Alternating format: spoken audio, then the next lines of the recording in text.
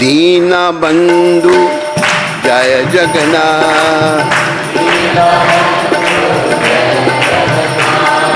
जय जय जय बलदेव,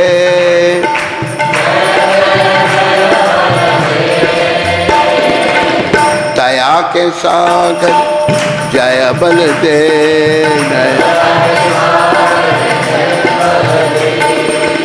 जय जय जय सुभद्रा,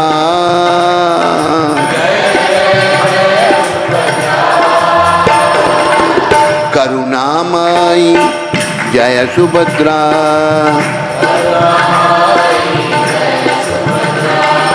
जय जय जय सुदर्शन,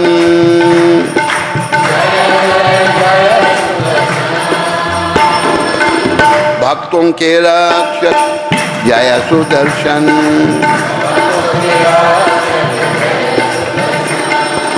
जय जय श्री कृष्ण चैतन्य नित्यानंदा, जय जय श्री कृष्ण चैतन्य नित्यानंदा, जय द्वैत चंद्र जय गौर भक्त वृंदा, जय द्वैता चंद्र जय गौर भक्त वृंदा, कृपा करी सबे मेली कर करुणा, कृपा करी सबे मेरी करुणा, अधम पतिता जन ना करी घृणा, अधम पतित जन ना करी घृणा, जय जय जय प्रभुपाद, जय दीना बंधु जय प्रभुपाद,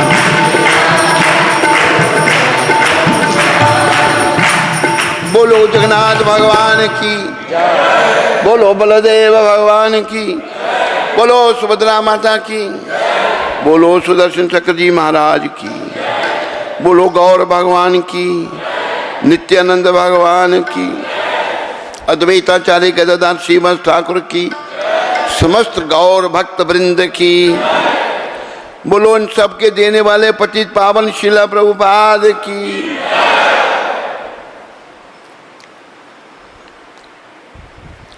तो प्रभुपाद की शिक्षामृत में पढ़ लूँ, फिर मैं जगन्नाथ जी की कथा करता हूँ। शक्ति सदैव बाई और होती है, बाई और शक्ति होती है। जैसे कृष्ण दाई हो रहे हैं, राधा रानी बाई और हैं। श्रीमती राधा रानी भगवान की बाई और होती हैं, और इसी प्रकार लक्ष्मी जी भी भगवान की बाई और होती हैं। इसी प्रकार हम भी भगवान की तटस्था शक्ति हैं।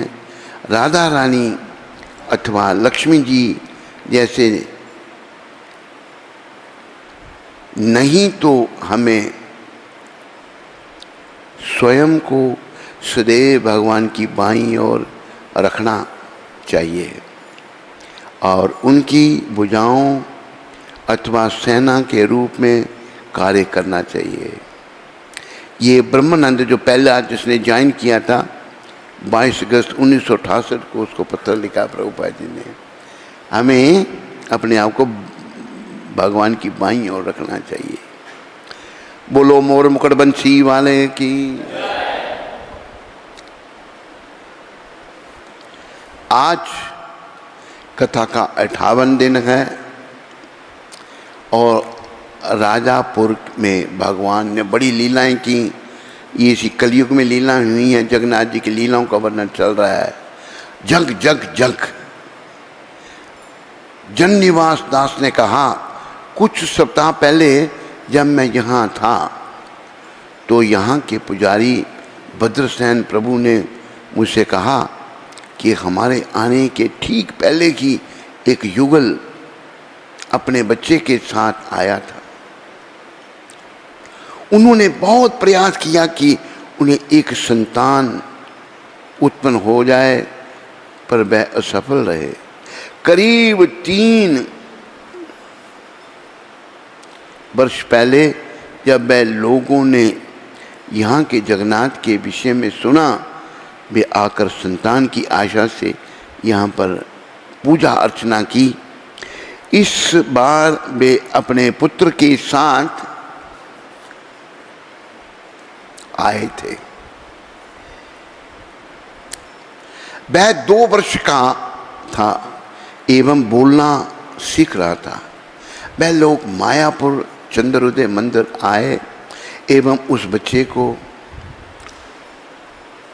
राधा माधव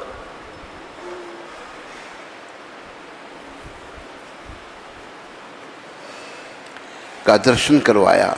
वह कह रहा था जग जग जग, बच्चा कह रहा है जग जग जग। उन्होंने पूछा क्या तुम खुश हो? उसने उत्तर दिया नहीं। वे उसे पंच तत्व के पास ले गए। राधा माधव हैं, पंच तत्व हैं, पर वह बोलता है रहा जग जग जग जग जग जग जग। उन्होंने पूछा क्या तुम खुश हो? उसने फिर कहा नहीं। तब उन्होंने उसे यहाँ फिर कहा नहीं, तो उन्होंने उसे यहाँ जगन्नाथ मंदिर लाया। उसने भगवान जगन्नाथ का दर्शन किया उस बच्चे ने एवं कहता रहा जग जग जग। उन्होंने उससे पूछा क्या तुम खुश हो? उसने कहा हाँ अब मैं खुश हूँ जगन्नाथ जी के दर्शन करके। मायापुर मायापुर उसके 2 या 3 सप्ताह पूर्व एक और युगल मतलब पति पत्नी अपने पुत्र के साथ यहाँ आए थे। मंदिर प्रबंधक पांडव प्राण ने उनसे पूछा आप कहाँ से आए? उन्होंने उत्तर दिया हम लोग दुर्गापुर से आए हैं। पांडव प्राण ने आश्चर्य व्यक्त किया आप लोग तो बहुत दूर से आ रहे हैं। महिला ने उत्तर दिया हाँ इसका कारण बताती हूँ। तब उसने पांडव प्राण से बताया मैं लंबे समय से पूरी जाना चाहती थी पर मुझे कोई नहीं ले गया। मैं बहुत ही निराश थी। पूरी जाने का मेरा स्वप्न था, इसके लिए मैं बहुत ही दुखी थी। मुझे रोना आता था। किसी प्रकार मैं वहाँ जाना चाहती थी। एक रात मुझे स्वप्न आया कि मैं पूरी जाने का प्रयास कर रही हूँ और अचानक मुझे राधा माधव के दर्शन हो गए। तत्पश्चात मैंने उनके स्वर सुने मायापुर मायापुर मायापुर। मेरी निद्रा भंग हो गई। मेरे रोंगटे खड़े हो गए थे। मैंने अपने पुत्र से कहा हमें मायापुर जाना है, इसलिए वे मायापुर आए एवं राधा माधव का दर्शन किया। उन्हें मालूम नहीं था कि यहाँ पर जगन्नाथ मंदिर है। कुछ भक्तों ने बताया आप हमारे जगन्नाथ मंदिर जा सकते हैं। तब वे यहाँ आए। उन्हें ऐसा लगा कि यह स्थान जगन्नाथ मंदिर से बिल्कुल भी भिन्न नहीं है। इस महिला ने कहा मेरा सपना पूरा हो गया। मैं पूरी जाना चाहती थी पर मुझे कोई नहीं ले गया। भगवान जगन्नाथ की कृपा से मैं यहाँ आई। बोलो जगन्नाथ भगवान की। जगन्नाथ अपने भक्तों की रक्षा करते हैं। कुछ ही दिनों पहले एक व्यक्ति अपनी पत्नी के साथ मंगला आरती में भाग लेने जगन्नाथ मंदिर आ रहा था। पति के हाथ में एक टॉर्च था। चूंकि देरी हो रही थी इसलिए उनकी पत्नी विशाखा दौड़कर आगे अंधेरे में बढ़ गई। जैसे ही वह जगन्नाथ मंदिर के प्राचीर से सटे बरगद पेड़ से गुजर रही थी, उज्जवल प्रकाश सामने से आने लगा। एक ऊंची आवाज ने उसे रुकने के लिए आदेश दिया। ऊंची आवाज रुक जाओ। उसने देखा कि सामने एक लंबा खुली छाती का एक व्यक्ति हाथ में टॉर्च लिए खड़ा है। नीचे देखकर उसकी सांस रुक गई। उसने देखा कि एक विशालकाय जहरीले कोबरा सांप के ऊपर पांव धरने ही वाली थी, सांप के ऊपर पांव रखने वाली थी, जो उसके रास्ते पर था। तुरंत उसने अपने को रोका एवं सांप रेंगता हुआ चला गया।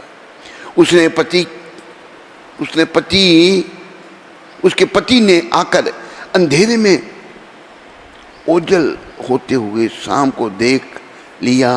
उसने उस लंबे सांवले रंग के व्यक्ति को बिना कुछ कहे जाते हुए भी देखा। इस जुगुल को, इन पति पत्नी को समझने में देर नहीं लगी कि भगवान जगन्नाथ ने ही विशाखा को बचाने के लिए उस व्यक्ति को भेजा था। जगन्नाथ जी होंगे खुद, अन्यथा उस समय रास्ते में कोई अन्य व्यक्ति नहीं मिलता। भगवान जगन्नाथ को एक वचन सेवा प्रिय देवी दासी कुछ कह रही हैं। सन 2006 के ओणम षष्ठी उत्सव के समय जगन्नाथ, बलदेव एवं सुभद्रा के सामने बैठे हुए पंकजंगरी प्रभु एवं जननिवास से दो भाई, पंकजंगरी चला गया शरीर छोड़कर। ये भाई, दोनों भाई कोई 50 साल से वहाँ सेवा कर रहे थे। 50 साल एक भाई ने शरीर छोड़ दिया। प्रभु द्वारा बोले जा रहे विग्रहों की लीला की कहानियां मैं सुन रही थी। सेवा प्रिय कहती, मैं उनकी लीलाएं सुन रही थी। मेरा दिमाग घूम रहा था एवं स्वार्थवश मैं सोच रही थी, ऐसा क्यों कि 2 वर्षों से ऊपर तक इन विग्रहों से प्रार्थना करने के बावजूद मुझे कोई फल नहीं मिला। मैं बहुत दुखी थी कि मेरे पति जुगल किशोर प्रभु एवं मुझे वर्षों से कोई संतान नहीं हो रही थी। 1 वर्ष पहले मेरा गर्भ गिर गया था एवं मैं अक्सर सोचा करती थी, मेरे लिए यही एक अंतिम मौका था। मैं अपना मन भगवान की लीलाओं की और वापस लौटाना चाहती थी। सुनते सुनते इन घटनाओं के पीछे एक बात मेरे ध्यान में आई। मुझे ऐसा लगा कि सभी भक्तों ने भगवान से किसी न किसी प्रकार का समझौता किया है। भगवान, अगर तुम मुझे यह दोगे तो मैं तुम्हें बह दूंगा। मैंने ऐसा कभी नहीं किया था। सभी कहानियाँ सुनकर मुझे ऐसा लगा कि भक्तों के साथ इस आदान प्रदान के खेल में भगवान को बहुत आनंद आता है। मैंने सोचा, ठीक है, मैं जगन्नाथ मैं आपको क्या दे सकती हूँ।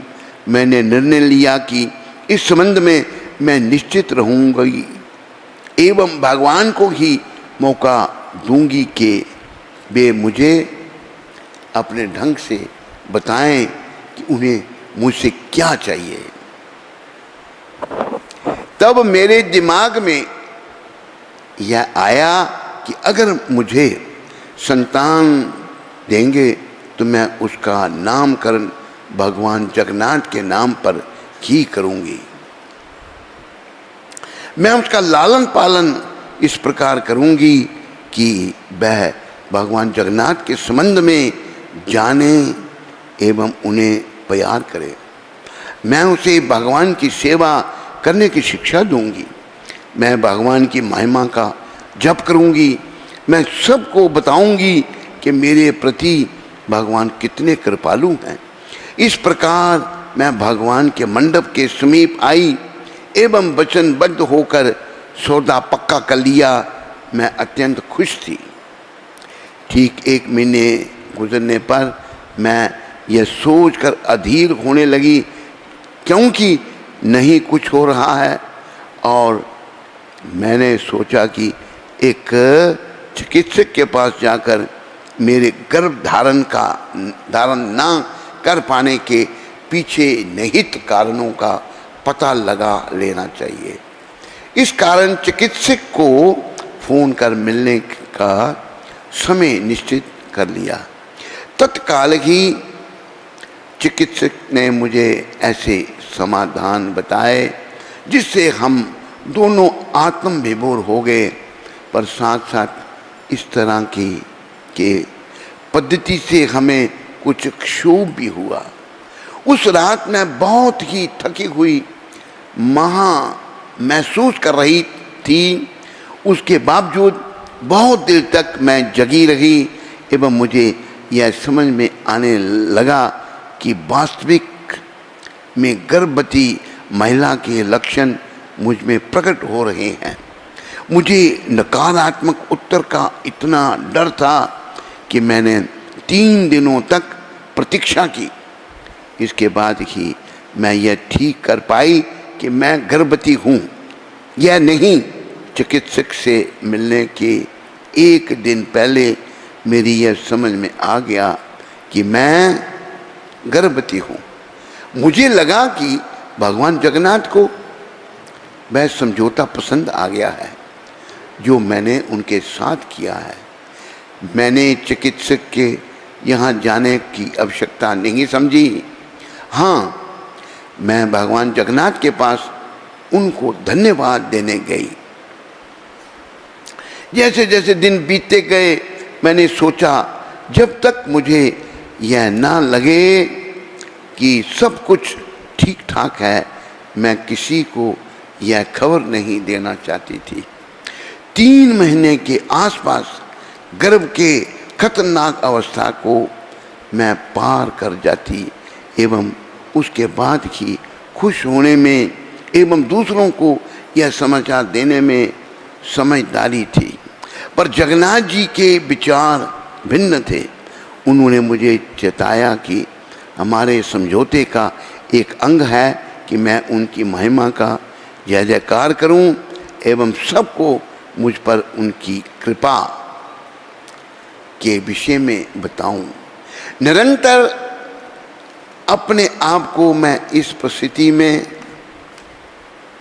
पाती जहां मुझे यह समझाना पड़ता कि मैं गर्भवती हूँ एवं उसके बाद मुझे यह भी बताना पड़ता कि मैंने भगवान जगन्नाथ के साथ एक समझौता किया है एवं उन्होंने मुझे अपनी कृपा का फल दिया है। भगवान जगन्नाथ वास्तव में बहुत ही कृपालु हैं एवं उनकी कृपा के कारण प्रत्येक दिन मैं अपने आप को बहुत ही धन्य समझती हूँ। विशेष दृष्टया नियत समय में सेवा प्रिय देवी दासी ने एक पुत्री को जन्म दिया एवं उसका नाम रखा जगन्नाथ प्रिया दासी। तत्काल कृपा नरहरि देव दास से प्राप्त पत्र। इस गौर पूर्णिमा पर जीवन में पहली बार मायापुर आने का सौभाग्य प्राप्त हुआ। परिक्रमा के समय मुझे भगवान जगन्नाथ के मंदिर भ्रमण एवं उनकी अत्याकर्षक लीलाओं के श्रवण का भी सौभाग्य प्राप्त हुआ। दूसरे ही दिन मैं अत्यंत अस्वस्थ हो गया। मैंने भगवान जगन्नाथ से प्रार्थना की कि चूंकि वे चमत्कारी हैं, उन्हें कुछ ऐसा करना चाहिए ताकि मैं परिक्रमा पूरी कर सकूं। दूसरे दिन प्रातः मैंने मंदिर में आकर चरणामृत लिया एवं तुरंत ही मैं पूर्ण रूप से सहज हो गया और मेरी सारी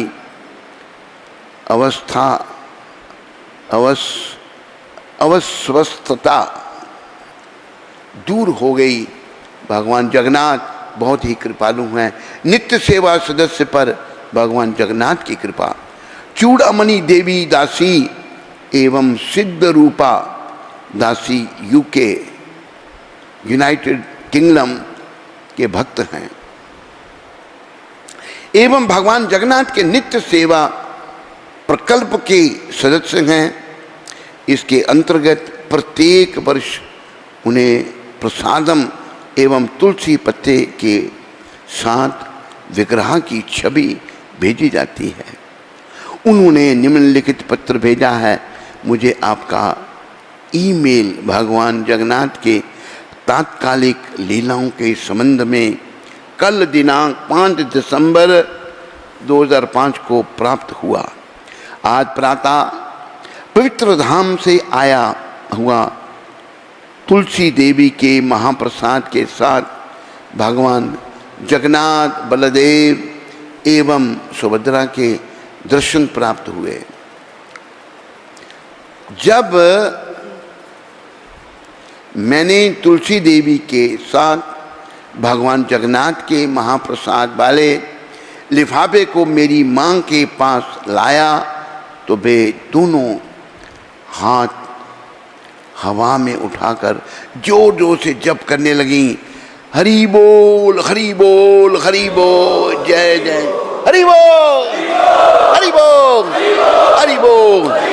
आज सुबह तड़के मुझे स्वप्न आया कि कृष्ण कृपा मूर्ति आचार्य शिला प्रभुपाद अपने व्यास आसन पर बैठे हैं एवं एक भक्त से महाप्रसाद को एक लिफाफे में डालकर मेरे पास लाकर मेरे मस्तिष्क पर रखने के लिए कह रहे हैं।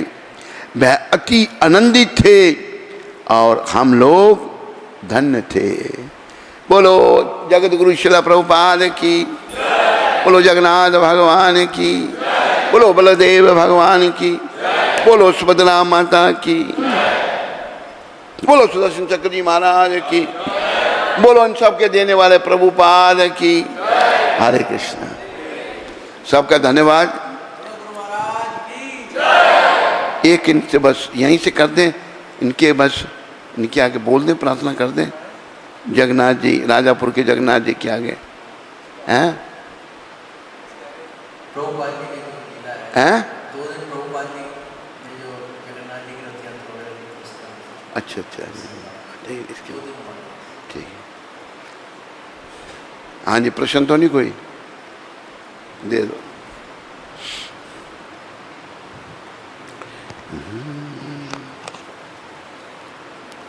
दिव्य गीता माता हैं?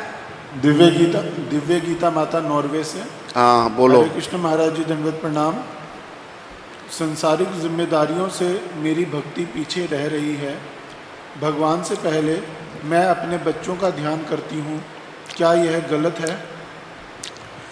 ऐसा है दिव्य गीता माता, बच्चों का भी ध्यान करना है, पर भगवान सर्वोपरि हैं।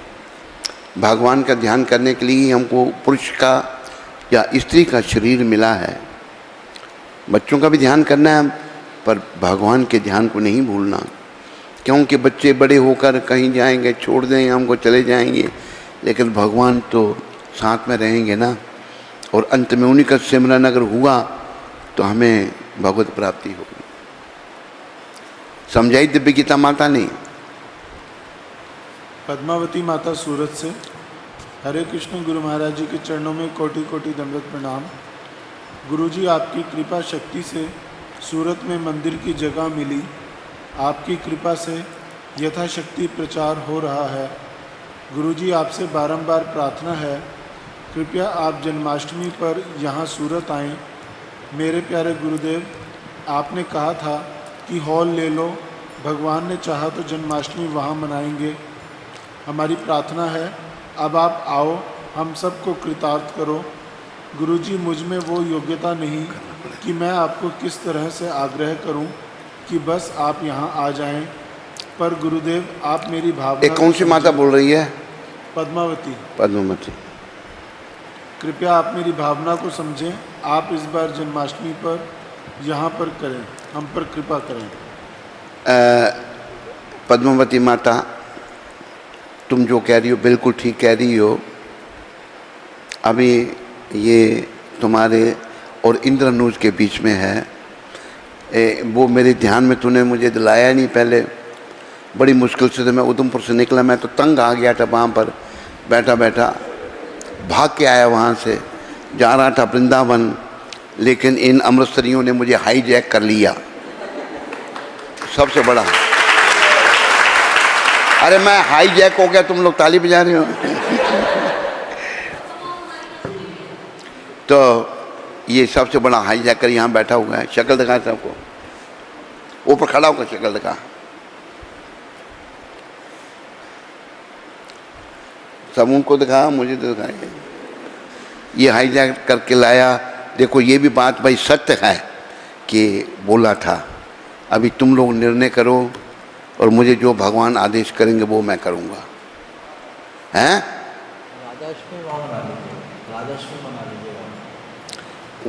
वो मान ले, मुझे कोई हर्जा नहीं। देखो बड़ी मेहनत की है पद्मा माता ने, इनके परिवार ने दिन रात नहीं देखा। उसका जो है बहुत मेहनत की है इन्होंने, इतनी मेहनत की है बता नहीं सकता। मैं इन दोनों का, श्याम सुंदर इनके पति और पद्मा माता का बड़ा आभारी हूँ। इन्होंने अपने दिन रात नहीं देखा, लगे रहे और इतना बड़ा हाल बन गया है।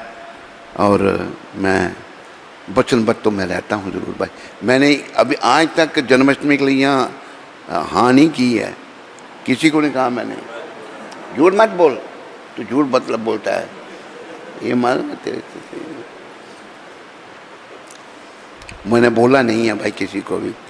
विचार करेंगे कैसा करना, भगवान क्या चाहेंगे। बस कोई और प्रश्न आप में से किसी को? हाँ बोलो। किसी माता को प्रश्न हो तो तैयार रहें बोलने के लिए। हरे कृष्ण। हाँ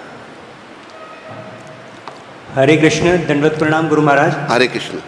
गुरु महाराज जी, जैसे तुलसी की कंठी माला जब गले में धारण हो जाती है तो तुलसी माला गले में धारण होने के बाद जैसे कहते हैं कि प्रत्येक वस्तु भगवान श्री कृष्ण को जो अर्पण करनी चाहिए तुलसी दल डाल के, फिर उसके बाद ग्रहण करनी चाहिए। तो जब कहीं भी हम जाते हैं, जैसे कोई हमें कुछ ऑफ़र करता है खाने के लिए, तो उस समय जैसे तुलसी दल तो होता नहीं है, तो फिर किस प्रकार से उसे हम भगवान श्री कृष्ण को भोग लगा के ग्रहण करें? तुलसी दल जेब में रखो, यहाँ पर श्री विष्णु कह लो। वैसे भक्त जो है ना, जगह जगह खाना नहीं चाहिए उनको। देखो आदमी जो कुछ बनाता है ना, उसकी भावना उसमें चली जाती हैं, समझा ही नहीं। तो जगह जगह खाने की आदत बंद करनी होगी, और जो खाना भोग लगाना है भगवान को, तभी आप इंद्रियों पर नियंत्रण कर सकेंगे, नहीं तो नहीं हो पाएगा।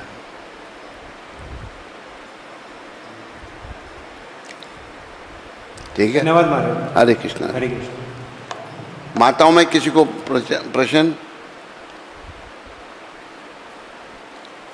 कोई माता है? हाँ। अरे तेरी माता ने करना है, तेरी माता ने प्रश्न पूछना है? नहीं तो ऐसे हाथ कर रहा है। स्कंद पुराण में कौन सी माता? अरे मुंह से ही बोला करो ना। हाँ चलो इधर जगह बना दो। अरे बोल ये माता को। हाँ जी। कोटि कोटि दंडवत प्रणाम। हाँ महाराज जी, हम सब बहुत पतित हैं, बड़ी प्रार्थनाएं करके आप यहाँ पे बुला रहे हैं। तो आपसे यही प्रार्थना है कि आप जन्माष्टमी जो है यहाँ पे मनाइए, और यहाँ पे जो है सुरक्षित भी है, क्योंकि यहाँ पे कोरोना का इतना प्रभाव नहीं है। तो आपकी जो सेहत उसका भी जो है ख्याल रखना है। आपने ये प्रश्न थोड़ा, ये तो आप आदेश कर रहे हैं मेरे को। प्रार्थना कर रहे हैं क्योंकि आप पति तो उद्धार करने वाले हैं। ये बहुत हंसता है। तो अभी ऐसा है, देखते हैं वचन में कोई चीज़ है ना। वचनबद्ध कहा था मैंने जरूर, क्योंकि उन लोगों ने करोड़ों रुपए इकट्ठे किए वहाँ पर, और बेचारों ने दिन रात नहीं देखा, अपना घर बार भी बेच दिए उन्होंने मंदिर के लिए। तो अभी विचार करो, सोचते हैं क्या हमें आदेश होता है। पद्मावती माता से बात कर लेंगे हम। स्कंद पुराण में तुलसी देवी की प्रशंसा इस प्रकार की गई है